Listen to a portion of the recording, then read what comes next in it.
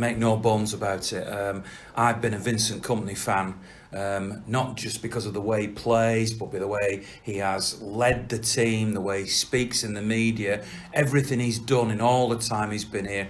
He's a magnificent human being. That's my view. I've been lucky enough in the earlier part of my career to know him a little bit better. I don't see the players so much these days, but he's right up there for me. The fact that he scored that goal, the fact he's come back after 2 years of struggling with injury and yet carried on going and done what he's done now tonight, has him as the highest esteem. And others are Aguero and others Silva. I personally a huge fan of Yaya Toure from this whole era as well. But now this morning there's fans calling for a statue of Vincent Kompany or a stand, the East stand being called. Is that an overreaction? Is that what you'd want? I think he does need a statue. I don't know about a stand, but certainly a statue when he does leave. And is that just because of the goal?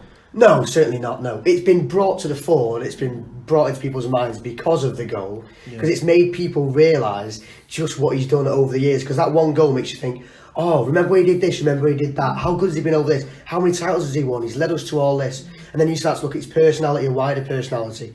There's been stories about him and just news pieces, opinion pieces on all sorts of papers because of the goal, but not particularly focusing on the goal, focusing on him as a person and as a player all round. So I think the goal has made us realise, and I think we'll realise again when he leaves and when he has his testimonial, how important he's been. And I think it's then we'll realise that he does deserve something more than a pitch in the training ground, I think, in my opinion. He cried afterwards, which everybody spotted on the pitch. I nearly did myself, just looking at it. That's all part of it, isn't it? I mean, that shows where his heart is. I think he's been incredible for us over the last 10 years. I don't think last night sort of made people realise it, but it probably reminded them rather than realise. But yeah, he's been incredible on and off the pitch for the city of Manchester, the work he does with the homeless, and he's just an incredible leader to have, and it is going to be very, very difficult for us to replace him when he does leave, whether that be this season or next. He has spoke about it could be his last game, and maybe that's why he's emotional, but I think the whole event made him emotional as well. The fact that he was the one who'd scored the goal, I think he was walking around the pitch and obviously everyone's applauding him. And I think injuries aside, because you're injured, it's not like he's had poor form for a couple of years. He has been out for genuine reasons. And I just think that he's always stepped up when he's needed to. He's always shown that leadership, and that's why he's been the captain. So even last night, he sort of took it by the scruff of the neck and kind of went, look lads, this is what we need to do to win this game. And instead of being at the back defending like he normally always is, he took the ball and he put it in the net. And to me, that's him talking on the pitch, and that's him saying to the others and even G'ing the others up to just say, come on, look, if I can score, you can score. Let's do this. A year ago, I was lucky enough to speak to Carla Kompany, his wife, on radio, and asked him, or asked her then on his behalf, what his future might be.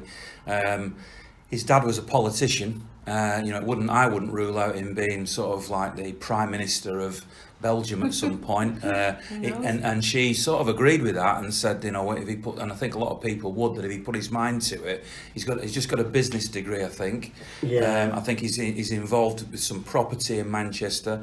Obviously, he is a highly intelligent individual. He hasn't signed a contract yet, and as you said, Matty, there were people suggesting that the reason for the tears was because that was his farewell game. I've also heard Pep say that he would like him to sign at least another year contract. There's talk now, I've heard, of 2 or even 3 years, and fans, but you're the fans, you tell me, saying, you know what, if he only played 10 games a year, just to have him in that dressing room, to have his influence in the club, would be worth it. So what would you like to see now going forward? I think the time when Vincent Kompany needs to go is when we stop relying on him in big games. Like, he's been injured this season for a lot of it, but you can point to performances where we've needed him. He's come on, or he started rather, and he's just been unbelievable. Not just last night in terms of the goal, but performances. Last year in the League Cup final against Arsenal, he was unbelievable in that game. But I was shouting for him to not start before the game because I thought, no, he's a liability, he's going to get injured or he's going to be off the pace. He was poor in the derby, I felt, a few weeks ago. But apart from that, that's the only game where he's really been poor in a big game. So we still rely on him in big games to come in and do the business. We don't know what's going on with John Stones, but he's clearly not in favour at the minute. and we need him. So he can't. I don't think we can afford to let him go this summer. Well, let's pin down that conversation you just started then, because you said you don't know what's going on with John Stones and he's out of favour and everything. Before the game last night, I spoke to a few fans. The vlog that I put on City's website is slightly different sometimes than the one I put on YouTube, and people are more free when they speak. And whilst there's very little negativity about it at the moment, one of the things I had to edit out of the version that went on City's website was that there were people before the game, more than one, saying, I wouldn't have started, I wouldn't, when the team had come out, before the game was played, I'm a bit worried about Vincent Kompany starting, not sure I'd have selected him. And that was, as I say, not just one person, there were more than one people like saying that. So you, Adam, would you, before that game, it's very hard to do when you know he scores the winning goal with a screamer, would you have selected him? Would you have selected John Stones? Would Nicolas Otamendi have featured? So if John Stones is fully fit and he's mentally there, because we know he's got personal problems at the minute, or has done over the last few months, I'd have started John Stones and Laporte. They're my two top centre-halves at the club now. They're going forward for the next few years. They are the two men I'd have in my strongest team. So no, I wouldn't have done, purely because in the derby he looked poor. Every time Kompany got the ball in the derby, he couldn't get rid of it quick enough. He didn't look comfortable on the ball, and I've not really seen that from him, because obviously he's a midfielder and he's always seemed comfortable on the ball. But that game, we just didn't see him on it for me, and that would have made me not start him, even though he played well against Burnley. But Burnley's a different team to Leicester, and you wouldn't have had. Well, he wasn't attacked at all by Burnley, but he certainly would have been, and was.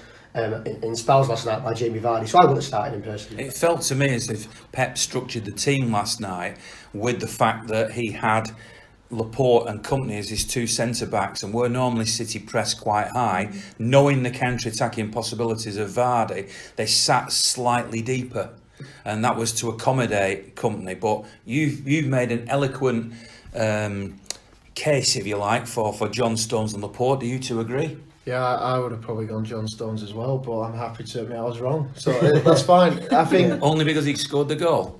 No, I think he played well in the game, but I think the concern was that Vardy has got that counter-attacking threat, and we saw it earlier in the season at Leicester when Kompany could easily have been sent off within, I think it was 10 minutes or so, because he brought Vardy down, but he only got a yellow card.